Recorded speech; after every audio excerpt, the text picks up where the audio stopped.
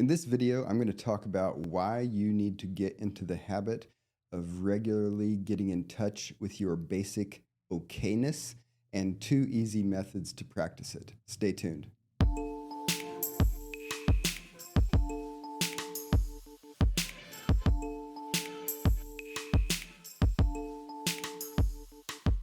Welcome to Wellness with John. I'm John Peters, and these are resources to help you thrive. So in this video, I want to talk about why it's important to get in touch with your basic okayness at the phenomenological level, the lived experience level, and I'll give you 2 easy methods to practice it.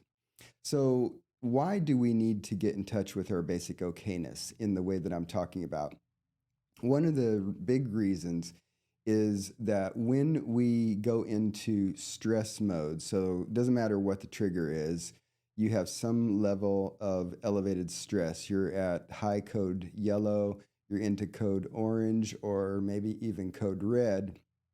There are predictable brain changes that take place that actually change our perception. They change what the brain is focusing on. Thus, the data coming in that we're then interpreting to make sense of what we're dealing with is actually a skewed set of data, okay? So when we're in the low stress mode, our brain is wide open in some ways that it actually gets more narrow when we are under stress, okay? And this is important because we need to be able to manage our life, and our brain is designed to fight off giant shark attacks, okay, and attacks from saber-toothed tigers and giant bears. And evolution has given us a brain that's really good at that by making certain brain changes happen under stress. But a lot of the stressors that you and I deal with have nothing to do with physical danger. We're not getting attacked by a giant shark, okay? And in the types of stressors that you and I are dealing with, trouble at work, arguments with a partner, dissatisfaction in our career, chronic stressors, chronic pain, things like that. The types of stressors that we deal with, we actually, number one, have to pay attention to some important aspects of those situations that we don't want to get blinded to, okay? So that's one problem with the way the brain changes under stress.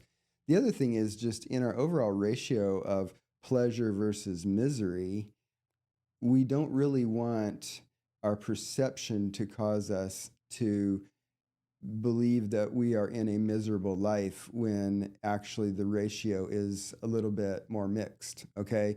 What I mean by that is that the ability to perceive neutral and positive experiences is in some ways constrained. We get blinded to it because the brain basically wants to say, I want to target that dragon because I'm about to get eaten by a dragon, and I'm going to target that dragon, and I'm not going to stop and smell the roses in the middle of it, right? We are wired to make that kind of perceptual shift when our stress system is triggered. And again, this works really well for us if we're actually getting attacked by a dragon. But if we're dealing with the common existential issues in our life, if we're dealing with medium level stressors, like getting into an argument with a coworker at work, things like that, we really don't need to have that kind of perceptual shift because, again, it's going to hamper our ability to pay attention to maybe some important details of how to cope effectively. And it's also going to result in a ratio of the mix of the tones of our experience in terms of pleasure, neutral, and misery. It's going to skew that toward misery, all right, which none of us want. We don't want to live a miserable life, okay? So that's the why of why we need to pay attention to getting in touch with our basic okayness, because our sense of being okay kind of goes out the window once the stress response gets triggered. So as soon as you're moving up into code orange toward code red, the part of the brain that can pay attention to being okay, same part as being able to stop and smell the roses, that part actually gets inhibited. And there are multiple cognitive neuroscience studies where they've literally jammed people's heads into functional MRI machines and they've demonstrated that this is actually a thing. You have a part of your brain that gets shut down under stress, and it's the same part of the brain that you use to pay attention to neutral and positive types of perceptions. All right. So, so the other thing is that in the way that, we're very complex creatures, right? And so if you think about how you deal with any sort of adversity, any sort of challenge, any trigger, we tend to get pretty rational and abstract. So if I say I'm upset and you say, John, why are you upset?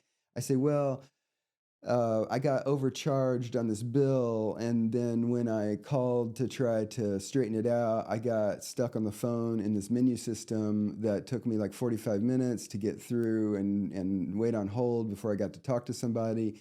And then they said it was going to take 2 weeks to fix it. So my explanation of the issue is very rational. I'm in the abstract mode, okay? And this is related to doing versus being. Which is I'm doing the task of solving the overcharge, but I'm throwing out being. What is it like to be me in that moment? How do I feel in my body? What's my actual moment-to-moment experience? When we go into rational mode, we're very focused on the abstract, we're focused on the doing and the ideas about the situation and the explanation of the relevant details of the story that we make up about the situation that we might want to share with somebody if explaining it.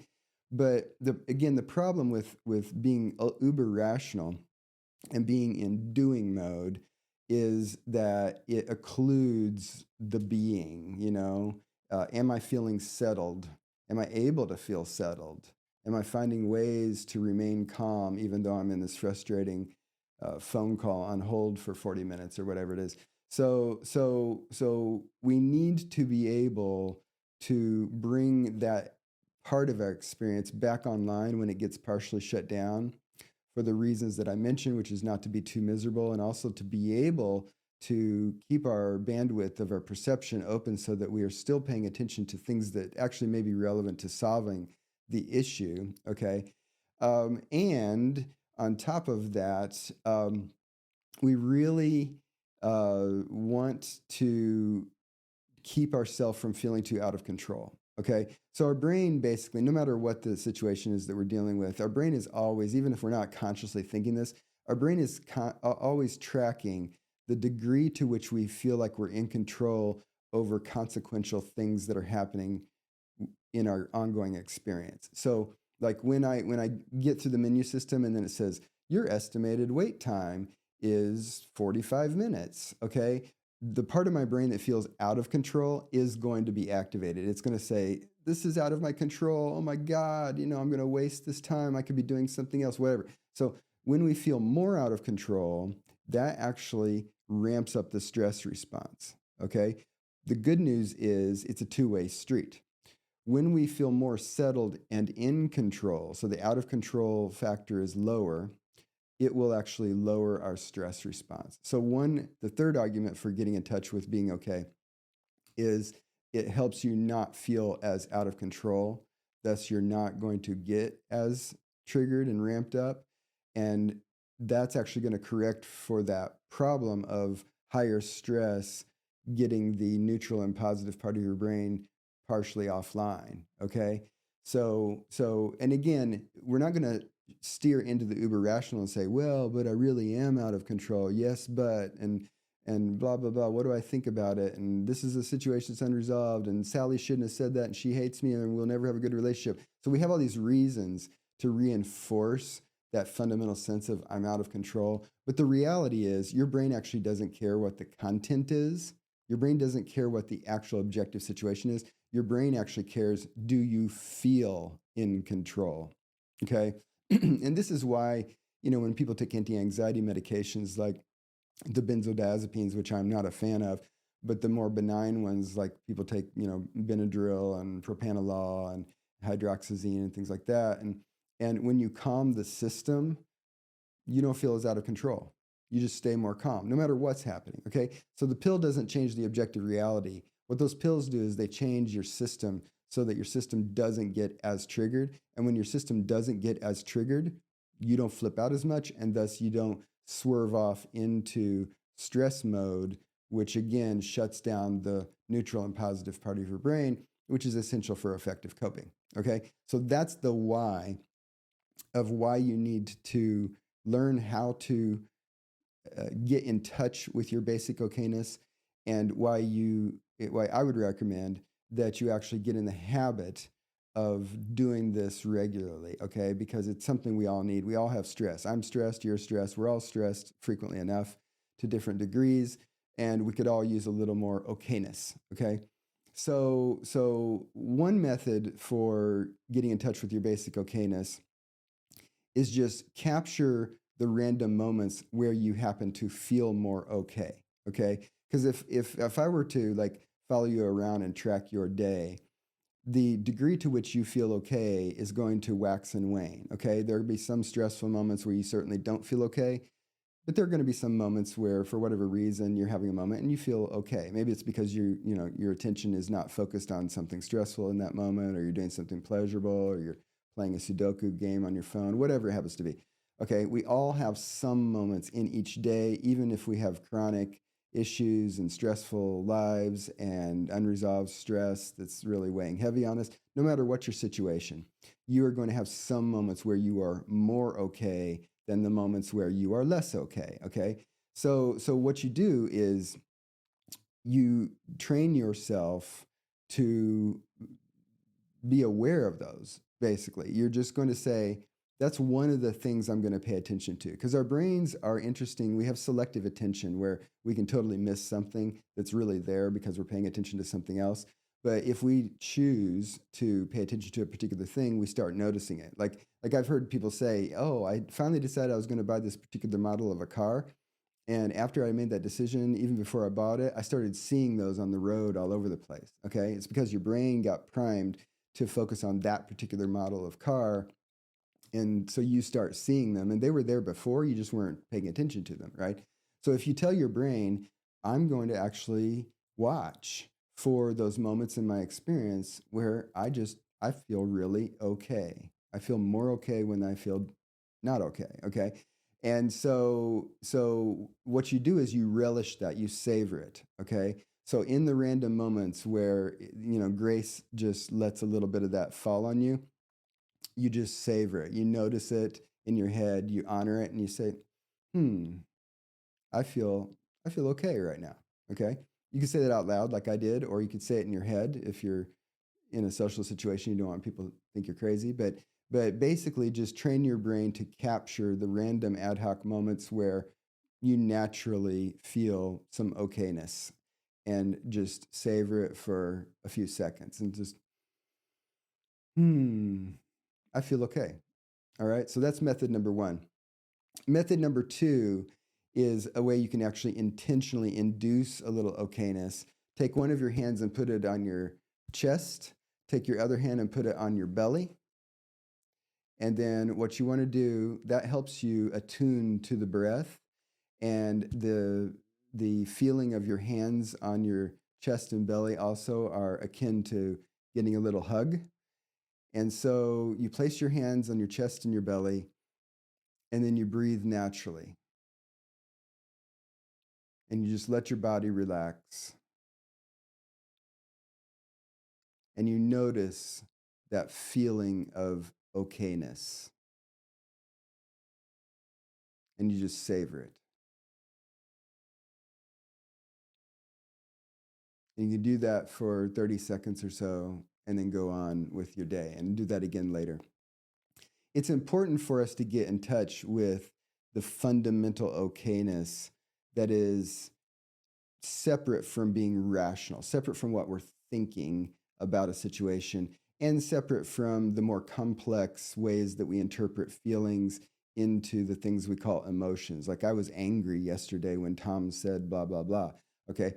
So all of that is somewhat abstract. And what we want to do is we want to increase our capacity and increase the frequency of getting in touch with the fundamental okayness that really is unhooked from and doesn't have to have anything to do with anything. It's not a rational thing. It's not, do I think I'm okay? Do I have an attitude of being okay? Am I working on my self-esteem? Those are separate projects.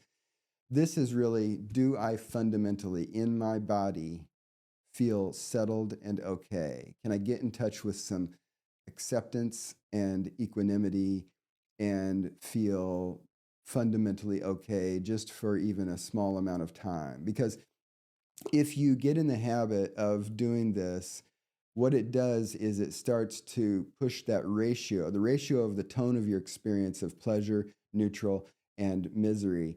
It will start to crowd out a little bit of misery because there's a finite number of moments in each of our days. And so if we made a pie chart with the tone of our various experiences over a day, there would be a certain amount in the pleasure slice, a certain amount in the neutral slice, and a certain amount in the misery slice. Okay.